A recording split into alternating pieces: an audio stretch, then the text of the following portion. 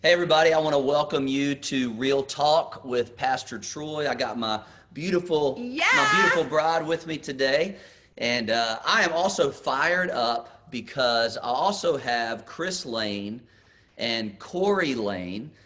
They are what would you call them? Like country music country superstars. music superstars, and we're gonna have some fun today. Identical twins. And if you didn't know, which one of y'all think you're better looking than the other one before we even get started? That's definitely me. All right. Right now, I at least got the better beard, no doubt about it. Yeah, you're looking. I keep shaving mine for the summer, trying to get a tan on my face, but it takes forever for this beard to grow back. It don't want to grow back fast enough. You definitely need to grow it back. Lauren wants me to keep it short. That's the thing. She might win, Cory. Well, I don't know how to judge whether men are good looking or not. I just let So Penny just tells me. So I'll ask her all the time, "Who's good looking? Is that guy good looking?" And she'll go, "Oh yeah, he's really good looking." I'm like, "You're not supposed to say that to your husband." Yeah, you're opening up a can of worms there. You are the one that said you can read the menu, you just can't order. That's right. That's right. She asked me if she thinks that girl is good looking because I think women have an innate sense to be able to see if other girls are attractive, but yeah. I think guys are a little afraid to go, "Hey, that guy's really good looking." I don't know. Yeah. Maybe I know I am. Not that I'm afraid, but I just don't know how to judge it at all. Anyway, I don't know how we're getting off on all this. If my wife was to ask me if that girl over there is attractive, I would not answer the question. That's a smart man. So I have to tell you this. I texted Cory this. I thought it was so funny. We posted that you guys were coming on, and a lot of people don't know that you guys are identical twins. You're both in the band together. And one lady put up on the feed, she's like, "Can I have one of them?" Which one does she want? I don't think she really cares. I mean, for the right price, you know. That's what your brother said. That's hilarious. That is crazy because he has no clue. That's funny. Is that what you said? Yeah. That's what he said. I feel like we have the exact same brain. That's hilarious. That is hilarious. Yeah. So what I thought I would do, so a lot of people who know me, who kind of have a relationship with me, they know there's two things that I talk a lot about that I don't like. Okay, so number one, I don't like cats. They are from Satan. I'm with you right there. They are definitely in hell. Well, hate mail's coming. Well, I'll say this, there has been times where I've been converted because I heard that cats taste like chicken. So I won't be eating that anytime soon. Yeah, me either. But also, I'm not a huge fan. Sorry, Chris and Cory, but I'm not a huge fan of country music. But I did come to y'all's concert. And so it was the first and only concert that I've ever been to, country music concert. And I had a good time. I really did. And it was good. He was actually singing, "What's your name? What's your son? I did What's not your sing. birthday? What's your There you go. birthday?" I love it. Go. So What what are some of the songs that you guys are known for? What's the name of that song? I don't know the name of it. I just sing it. I don't know about you, but a lot of people call it the wrist tattoo Bible verse song. The what? Wrist tattoo. Bible verse song? Yeah. And then it says, "Do you kiss on a first date?" You guys didn't answer that. You just asked the question. Do you want to answer that question? Yeah. Cory, kiss on the first date? Did you say me? Yeah, Cory, do you kiss on the first date? Yeah, I mean, it's been a long time since I've had a first date, but I did kiss on the first date on that. So, yeah.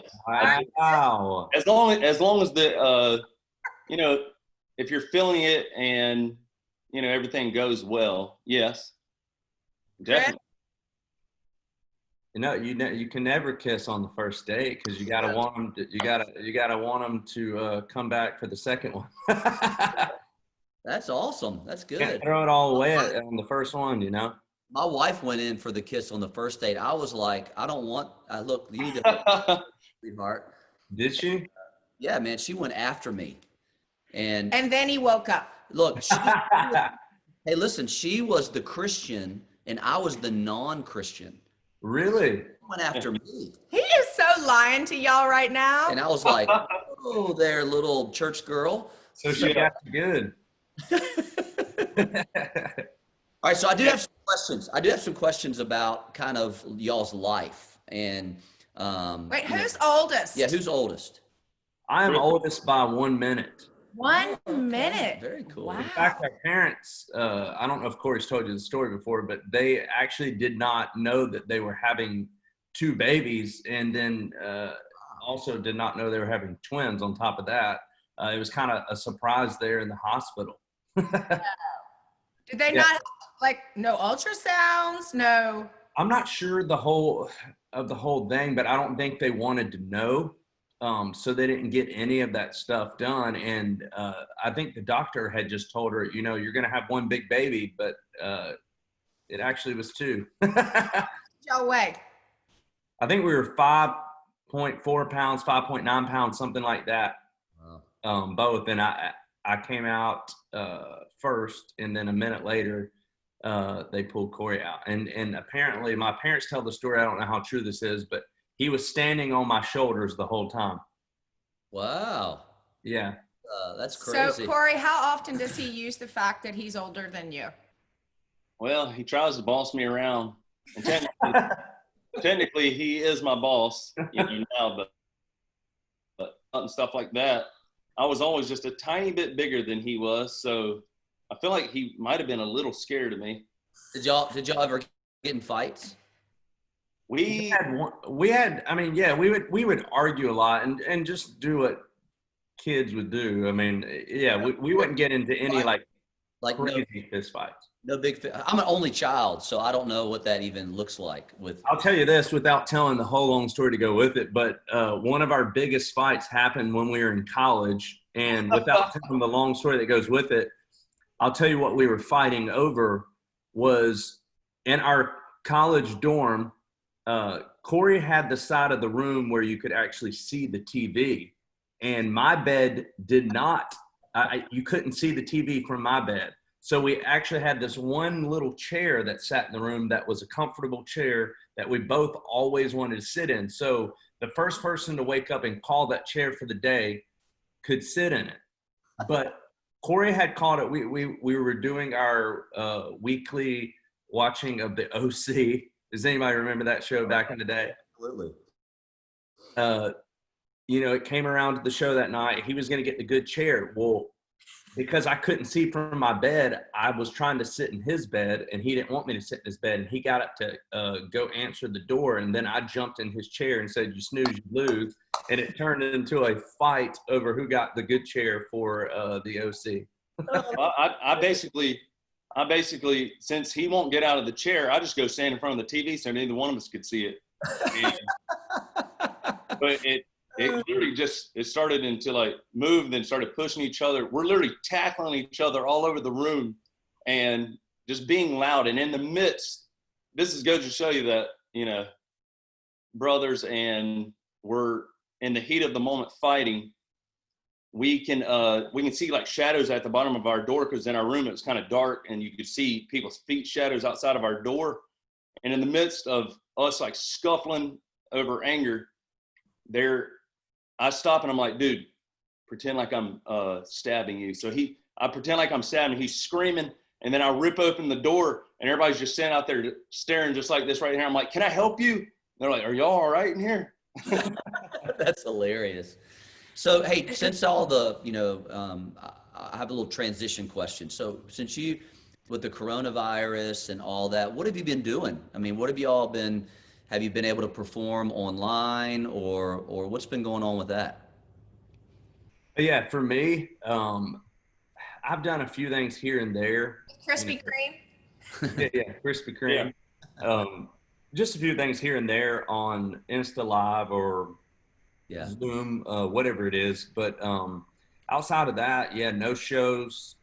Really just writing as much as possible. And I just flew to Portland, Oregon to see my wife's family for 11, 12 days, something like that, and just got back. But other than that, I haven't really left the house a whole lot. haven't been out to eat a whole lot. We basically cook here every night. So ready to get back at it. I know that's for sure. When will that be? When will you guys be able to get back at it? We don't know. I mean, the rescheduling dates for it looks like March right now. And who are you on tour with? A guy named Kane Brown. So this year I was going to be on tour with Kane Brown. This summer go out with Rascal Flatts, and then end my year with Kane Brown as well. So it was going to be a really awesome year. So next year I'm not sure what's going to happen with the Flats tour, but it looks like I'll be going back out with Kane on it. Hopefully at the start of the year. We'll see what happens. There's no guarantee at this point, I guess, until they get some type of vaccine going. Yeah, that's good. Well, I'm sure everybody is looking forward to having you guys back and touring and getting to see you live and enjoying that. I know both of you are believers. You both love God. And how did that, talk a little bit about how you guys started, because I know you played baseball. Both of you were very big baseball players. And I think, Cory, you told me that you guys had even some opportunities to go pro. Yep. Shifted. Why the shift over into the music business? I think for me in general, I had plans to go play baseball. That was it. That's what I wanted to do. And Chris, obviously just as good as I was, had too many knee surgeries and stuff like that. I think by our senior year, he had already started realizing, just with that many injuries and stuff like that, that it's probably not going to happen. So, I mean, he got a guitar, and I remember that whole year he just started playing, driving us out of our mind. He couldn't figure out how to play and just stuck with it and learned it. And then he would sit up here and just. Senior year of high school? Senior year of high school. This senior year of college. No, Oh, that's wow. the first time you picked up a guitar? Man. Yeah. So during my downtime from one of my last knee surgeries, I had asked that Christmas, I had asked my parents for a guitar, and my mom bought this $99 little Fender guitar, pretty terrible guitar, but at the end of the day, it was just a beginner. And I didn't know if I would stick with it or not, but I know it was when I first started learning how to play that thing. I've got like really small hands. I didn't think that I would always say, man, my fingers cannot reach to do any other kind of chord, but now I kind of, it all makes sense and it's easy to do. But yeah, stuck with it. I know Cory mentioned I drove my roommates crazy. I played that thing all day, every day.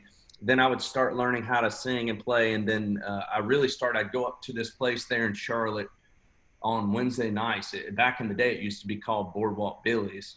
Yeah. Oh, yeah. And the university Good hamburgers. walk? Yeah. I'd go up there and play on Wednesday nights. They had this college open mic night. And I'd go up there and play 2 or 3 songs, have so much fun with that. So then when I graduated college, I bought like this little speaker system, and to make a long story short, Cory started learning how to play the drums around that time. And then I decided, well, why don't we just start a little cover band? And at first it was just him and I, me on the acoustic. I wasn't very good.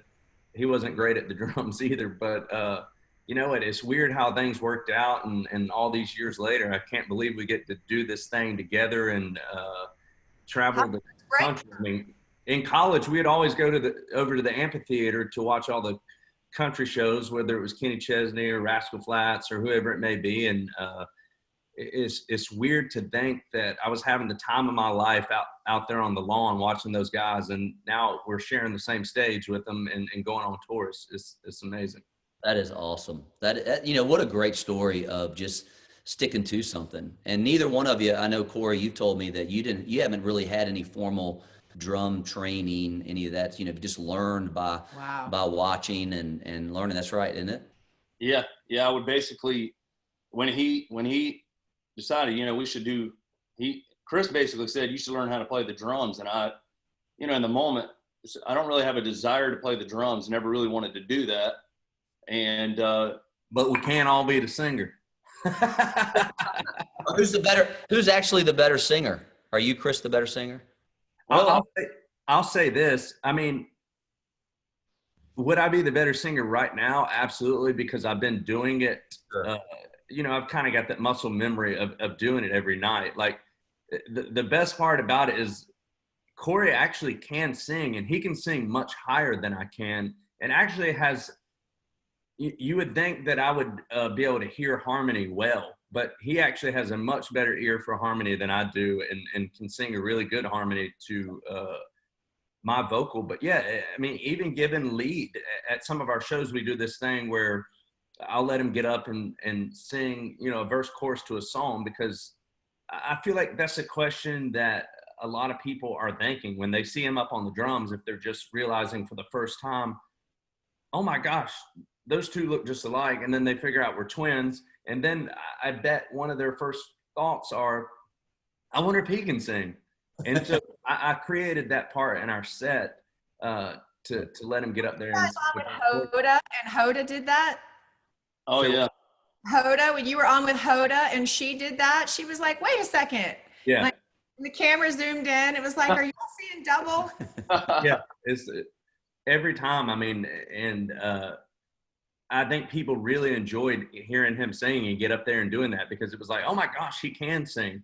But just because Cory don't have the muscle memory of getting up there and doing it every night, and it was funny for me to watch him take a step off the drums, grab the microphone, because you can see how nervous he would get. So nervous, in the moment. It's like, I feel like I can't even sing, but when you're forced to do it, you just do it. You know what I love about both of you is just when I met you, Chris, and getting to know you even better, Cory, because we hang out quite a bit. We play golf together, and I watch your girlfriend beat you in basketball, and that's always a pleasure. Because I was going to ask you who's the better basketball player, but we all know it's Brittany. It's Brittany. So. Yeah. The thing is, though, if me and her's playing one-on-one, that she ain't got a prayer against me. But when it comes to shooting, it's that game, man. how good she is. Now, when it comes to me and Chris, I probably weigh 15 pounds more than you do right now. I would not say that anymore. The quarantine's got me jacked up over here. Either way, when me and Chris play, I'd say I'm an inch taller than him, and I just use my weight and my height to my advantage.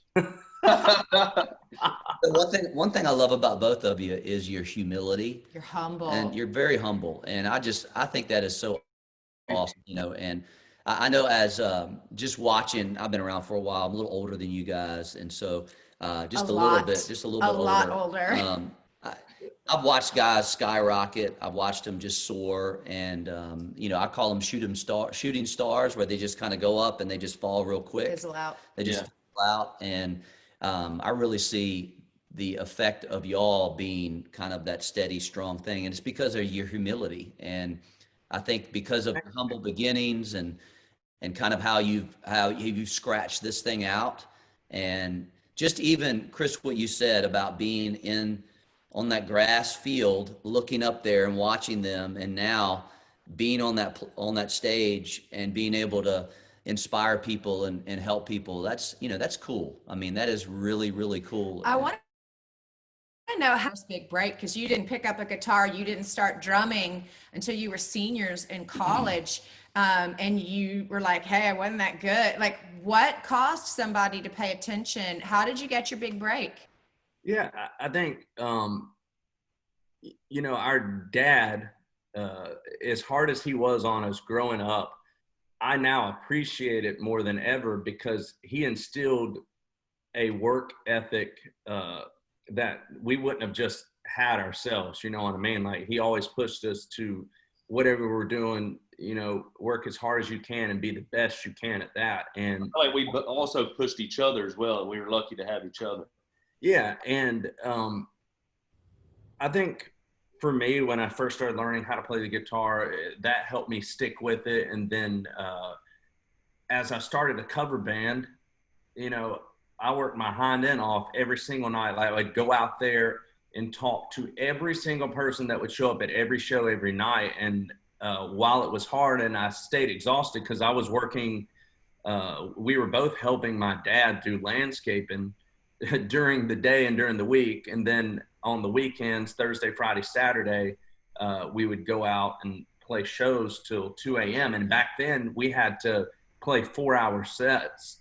You get like a 15-minute break here and there. And it was a lot of hard work. And then as I got into Nashville a little bit, like I started driving to Nashville once a month for 2 or 3 days in songwriting.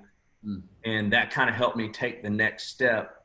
And then without making the story even longer, sorry, basically Nashville took notice. They labels started flying out to watch us play. I was still predominantly a cover band at that time, with maybe 10 originals that were not very good, but at least people showed up and sang them. Yeah. And it kind of happened for me that way. And then I signed a record deal, management deal, publishing deal, all that kind of stuff. And it really, I guess, took off from there. Good. How do y'all work together when it comes to songwriting? I mean, do y'all kind of?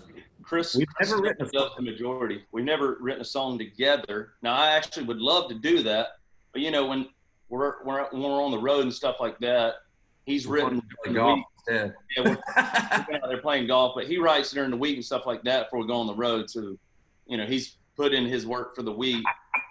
And like you said, we tend to go play golf. But even when he brings songwriters out on the road and stuff like that, you don't want to have 5-6 people writing a song. So I kind of just sit on the sidelines and buy my time. But we've talked about writing songs together. Now that he's in Nashville, I'm in Charlotte, and stuff like that. Technically, we could do it on an app just like this, I guess. Yeah. Do you think you'll ever do a song together, like sing together? You said you like harmonies. I think that'd be cool if you guys did a song together. I mean, there's not another country act that can say we're identical twins and they sing a that song. are sing. I mean, that'd be cool. That doesn't exist, and it's not you can manufacture. You guys are an anomaly. Yeah, I would love to do it. I think one day we will definitely do that. Right now, this early in my career, it's kind of hard to do that because everything seems to go so slow because you kind of get one radio song a year, which is fine. You kind of take it and be thankful for that. But yes, it's hard to get a whole lot of songs out there right now when it seems like everything kind of just trickles along. As far as that kind of thing goes. But yeah, one day I think we should definitely do that. I'll buy it. Will you buy it? Yeah, Troy. Yeah. You'll buy it. We got 2 copies right there. Yeah, so I need to ask you guys this question that's been going on in the Maxwell house. We're driving down the road. We're both singing this song out loud. And then all of a sudden I turned to him and I said, wait a second, you're singing country music right now. Yeah. Johnny Cash. He says Johnny Cash is not country. Can you guys please educate him? He goes, Johnny Cash isn't country. That's funny. Yeah, I would say that Johnny Cash is definitely in the country family. At least we if he's not, we've claimed him for all these years and we will always claim him. Hey, how does your faith fit into your life and on the road and all of that? Cory, why don't you talk about, I know that you're at church whenever you're in town. I know, Chris, you have great friends at New Spring and who are friends of ours, and you watch online. And so how does that fit into your songwriting, your career, and how does that work? You mean it? Yeah, go ahead, Cory. You go first. Basically growing up, always going to church, Sunday morning, Sunday night, Wednesday, stuff like that. When you go on the road and stuff like that, we found it's so hard because Sunday, me personally, I'm always traveling back to Charlotte, most of the time not getting back there in time, but, over the last several years, we haven't been able to go to church on Sunday. So really, we're lucky that they have, the live streaming now and stuff like that. So we tend to do that more than actually get to go. But if there's a chance that we get back in time, stuff like that, we're always going to go. Yeah. As far as like the songwriting and stuff like that, and how Chris does that, he'll have to answer that. But it's being on the road definitely makes it exhausting and hard to get back, but we'll always watch online and go as much as we possibly can. I think for me, when it comes to the songwriting aspect of things, I try to write about things that are real to me and the way that I grew up or things I've experienced, but it doesn't always have to be that. It can be stories that, people have told you. But yeah, at the end of the day, faith is the most important thing. And I'm thankful for a platform that, whether you're always speaking out, you never want to like shove things down people's throats. Like that's not my personality and I'll never be that way. But I think you live your life in a way that people can see, the love inside of you and know that it's different. And I feel like that's very important. But don't you think that all country music is kind of like that? That country music is about sharing the love that is in your heart. It's sharing something. I know that. That country Troy. talks about real life stuff. I mean, I want to ask Troy. So version here. All right. Yeah, Troy. So what's your favorite kind of music? I love the Police. I love Christian. I love worship music. And please, if you're watching, like, and those guys, we've had him at our church. I know. Don't be saying anything about that. I'm not a contemporary Christian kind of guy. Yeah. I love, I'm an 80s guy. I was born in the 80s, so I love 80s music. You love Bon Jovi. I love 70s music. I love rock. He loves Southern rock. So explain to him the roots of Southern rock. Yeah, I feel like if you like Southern rock, you would easily love country music as well. Obviously it's different nowadays, but Sure. I think that the influences of all that music country artists had, just like you love that music, I think a lot of the country artists now, you think about Kenny Chesney, I would say he's a prime example of probably loving the same exact style and it probably influenced the sound of his. You have the rocking guitars and great storytelling, lyrically, all that kind of stuff. I really do feel like if you love the Southern rock, you could easily fall in love with country music. All right, so let me ask you this, and we'll kind of bring this down to a close. Is what kind of legacy do you want to leave? I think about, you see so many great musicians out there. You see so many great artists out there, for both of you. Because I think when I look at the Lane brothers, I think you both have such an influence in this genre of music and in the music industry. What do you want to leave? What do you want people to think about you when you're gone, and your music when you're gone? Yeah, obviously there's guys that I look up to right now, like one of my favorite artists, Kenny Chesney, Keith Urban, all those guys.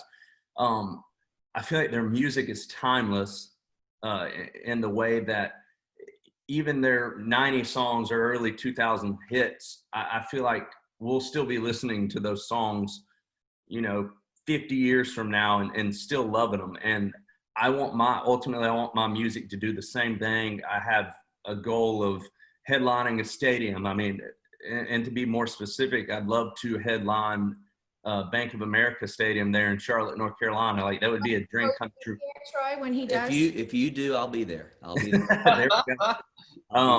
But I think at the end of the day, as great as all of that stuff is, and I hope to achieve all of those goals, but most importantly, at the end of the day, the most important thing to me in this life, I feel like, is living your life for the Lord, because at the end of the day, when it comes down to it, that is all that's going to matter. Yeah. So I hope to leave that. I hope people know, if there's one thing they know about me or say about me at the end, is they say, those two guys love the Lord. Yeah. And what they might not know, maybe you guys tell them, we were backstage with you guys, and tell them the first thing you do before you go out. Oh yeah, we do a little pre-game prayer and then hit the stage, ready to go. Right. And Charlotte Troy led the prayer that night, didn't he? Yeah. Yeah. Yeah, he sure did. Yeah. What about you, Corey? What kind of legacy do you want to leave? You know, just more or less the same stuff that Chris said, but you know, to add a little more, you know, I've got a little boy, so, you know, to be a great father and just for people to, you know, say those guys were just great guys and fun to be around and funny and all that. I feel like that's what I'd love to leave behind, more or less. We got a long way to go to be funny. No, that's not true. Y'all are hilarious. Both of you are hilarious. Wait, who's the better cornhole player? Oh my gosh, that would definitely be me. I would rather be called the better golfer than the better cornhole player. So are you a better golfer? Definitely not the better golfer neither. Corey used to beat me every time we'd play golf, and it used to frustrate me so bad. But I guarantee now, 90% of the time, I bet I would win. Oh my gosh! I'm just waiting right now. That's what I love about playing golf with Corey is, first, he's very competitive. Second, he's very easy to get in his head. So that's Chris, that's a tip for you. If you just start talking trash to him, you know. Well, that's it. I basically show up to the golf course knowing that I'm not going to beat Troy, so That's so he says this. I was like, what are you doing today? He's like, I'm going to the golf course, but I got to text Corey first, and I got to get in his head first so I can win. So all he's got to do is just go out there and play, and he's going to beat me. Yeah, so he had me do this one day. You guys know Gerald Henderson, right? Hornets, Duke, all that. So him and Gerald were going to play golf. This was a mistake, by the way. This was a huge mistake. Huge mistake. So him and Gerald were going to play golf. So he thought he'd use his Corey tactic on Gerald. So he wants to up the game a little bit. So he films me and he's like, Penny, come here. I want you to film a little thing. I'm going to send it to Gerald. Tell him that he's going down today, that I'm going to take him down in golf. And so I'm like, Gerald, you're going down. Well, you don't do that to a professional athlete. No, not a chance. He wiped the floor up with Oh my God. Oh man. on That's social right. media. Oh, he whooped me bad. You just don't do that to a professional. They have another gear. Well, he would have to shoot below par then. He shot like a 70 that day. I mean, he definitely really good. So I've never seen Troy hit a bad shot. He comes home and he's complaining about how bad his game was. I'm like, well, what'd you shoot? He's like, 75. I mean, it was the worst game. Chris are the two most competitive people on earth. I think Chris are the two most competitive people on earth, but I feel like Troy is actually more competitive than we are. I love it. I love it.